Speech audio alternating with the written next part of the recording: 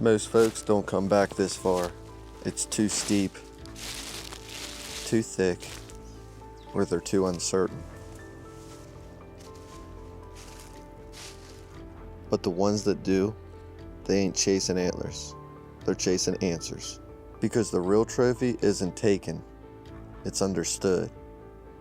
This isn't a highlight reel.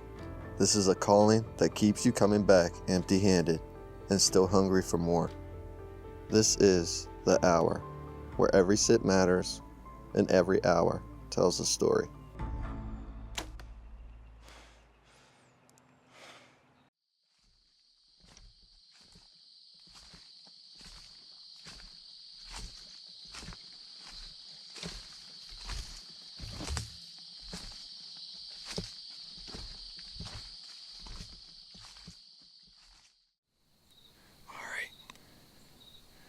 So it's September 7th. I'm here at one of my favorite spots. Dead quiet. Except for me talking and that mosquito buzzing around my ear. I'm set up on the downwind side of a oak flat. It's pretty much a vertical cliff where I'm hunting, and then it benches onto a oak flat, and there's one heavy trail on this cliff. I think a buck could be traveling that trail with a southeast wind to scent check that food before he goes up to it. Good news is I got a southeast wind. It's about 6:30. I can hunt. I'm gonna hunt till about 11:30. If he don't come before then, he's lucky. Whenever it's dead quiet like this, absolutely zero wind, I don't have much luck seeing deer, let alone bucks, because I feel like it's to their disadvantage to move. But as soon as that sun comes up, it's gonna start pulling thermals. And hopefully it builds their confidence to where they can start moving. And I think that's whenever I'll see some deer. At least that's what I'm telling myself.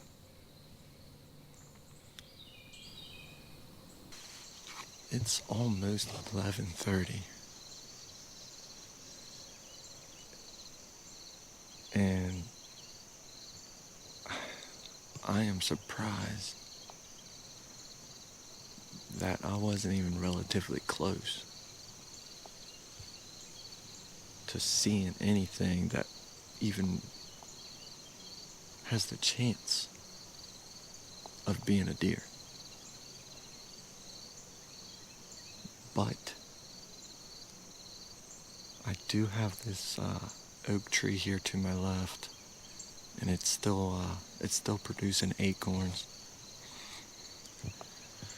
So that's a good sign.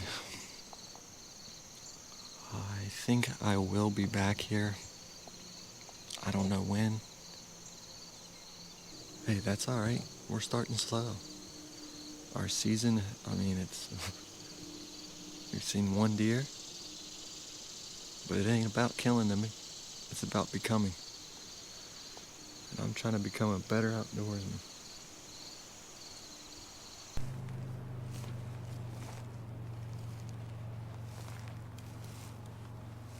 Getting a later start into probably one of the best days of the week. It's 42 degrees, September 8th. And I was caught warm-legging it in the bed. I ain't gonna lie to y'all, I hit the alarm probably over 15 times. 10-minute snooze, 10-minute snooze, 10-minute snooze. I probably should have just got up and left at 4:30 and not 6:30. Oh, shoot. That's alright though. Good news is I was accessing this spot a little differently. I was walking this ridge out and I wanted to come down into this ravine. And I don't know if you can see it or if it's in cam. Right up on that ridge over there, I seen a big tail flicker and what sounds to be horns or antlers hitting the tree. I didn't get eyesight of it, but that's what my ears wanted to tell me, is what it was. It was just one deer, big body deer. I'm gonna walk down this ravine here, where these two ridges, I got two ridges that meet, and they finger down right at this ravine. And I'm gonna set up there because there's heavy trails. I scouted both these areas in the early season, and there was two heavy trails that conjoin with each other at the base of these fingers on the ridge. It's a nice trail right at the bottom of this ridge. It looks like it almost runs parallel with the ridge right where I'm going. So that's three trails that combine with where I'm going. Wind, there's really no wind right now, it's just thermals. It's kind of just staying down in this ravine. Whenever the day winds pick up, they're supposed to be going this way. So it's going to be pushing all of my scent towards me.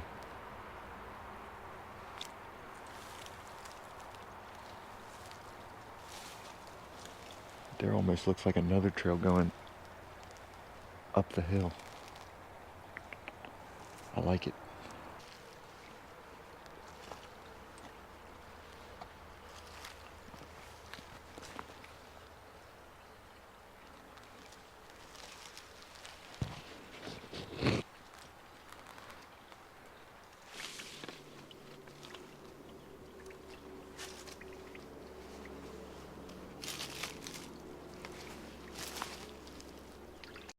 Well, I finally got set up. It's about 9 o'clock. This place is beautiful though, dude. I mean, I got two steep ridges that finger down in together. Then over on my left, I got this natural funnel break. All it is just a steep rock break. But behind it, it actually gets pretty nice, and there's a heavy trail. So that pretty much funnels the deer to about 25 yards away. Right there's something in the water. I think it might be a duck. But I'm hoping that all my shots will be right down here, about 20 to 25 yards away, coming either from food to bed or from bed to food. We'll see, baby. All I know is that we're hunting. It's a little cool, still about 45 degrees, and I need to shut up and lock in because I need to see a deer today.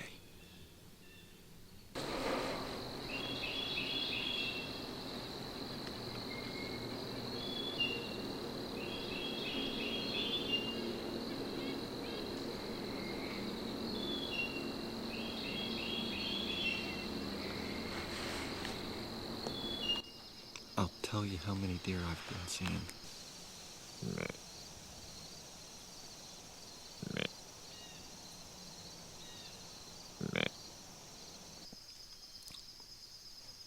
It's only September 8th. I just really thought I'd see more deer. Just deer in general. Last year to this year, I've already seen 25 deer last year in 20 hours. Might be one of them seasons. That's fine though. I'm built for it. I kind of like it.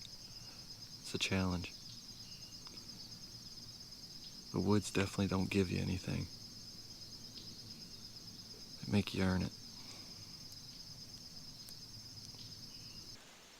Alright.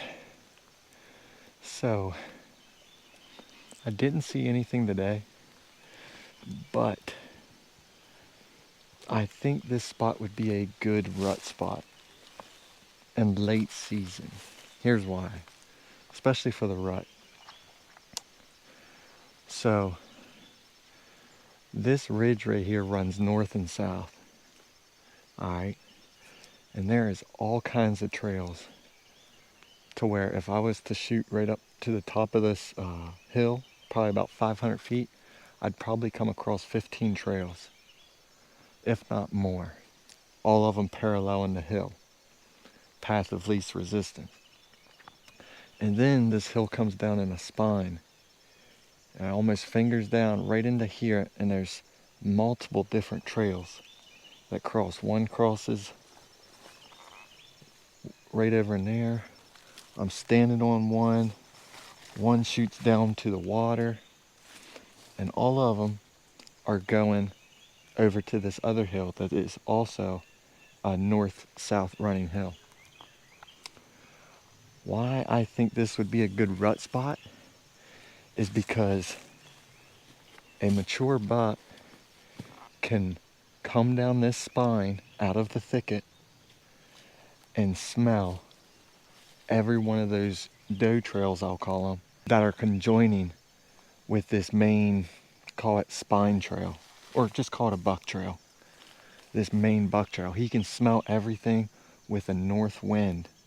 If a doe's in heat, he can check all them 15 trails in one trail. Not only that, here's a bonus. Then he can come over and essentially do the same thing with this hill that's shooting up that way. On the top of the hill is food source. He's also smelling his food, making sure it's safe. I think this would be a great rut spot.